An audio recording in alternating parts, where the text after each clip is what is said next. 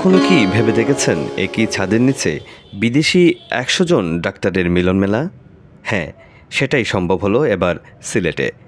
টমি Miah's hospitality management ইনস্টিটিউটের উদ্যোগে তাফিদা রাকিব ফাউন্ডেশনের ১০০ জন আমেরিকা, ইংল্যান্ড, ইউরোপসহ বাংলাদেশের ডাক্তারদের নিয়ে রিকাবিবাজারস্থ টমি মিয়াস ইনস্টিটিউটে গত শুক্রবার এক ভিন্নধর্মী মিলনমেলার আয়োজন সম্পন্ন হলো।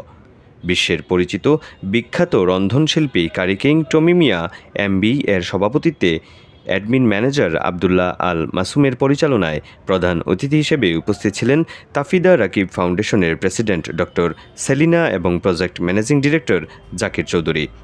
The entire team has been doing amazing work, given that the majority of them have never been to any parts of Asia, so this is new for them. So they've adapted to the lifestyle here with the food, the culture. I want to sort of get involved and see if I can do something. আর আমি যেটা জানি ওটা food নিয়ে কাজ করি, আমি যে ঠিক আছে তখন পারি আপনারা আমি বাংলাদেশও সাপোর্ট দেবো। ওই আমার টিমরে লইয়া আজকে তারা সর্ট অফ ফেয়ারওয়েল ডিনার রাখি, তো আমরা ওই যে আমার শেফ হল লইয়া কিছু নাইস ডিশেস সকল ক্রিয়েট করছি। So hopefully they like it. মানে request is they try and support Tafita Foundation because it's something good, it's worthwhile. উনার কাইন্ডনেস এতই বড় মাশাআল্লাহ যে উনি আমাদের ডাক্তারদেরকে যে 7 দিনের ফুল প্লেস যে লাঞ্চগুলো উনি আমাদেরকে প্রোভাইড করেছেন এবং আজকে আমাদেরকে সব ডাক্তারদেরকে এবং আমাদের গেস্ট যারা আছে ওনাদেরকে ইনভাইট করেছেন, এটার জন্য আপনাকে চিরকৃতজ্ঞ আমরা। Thank you very much.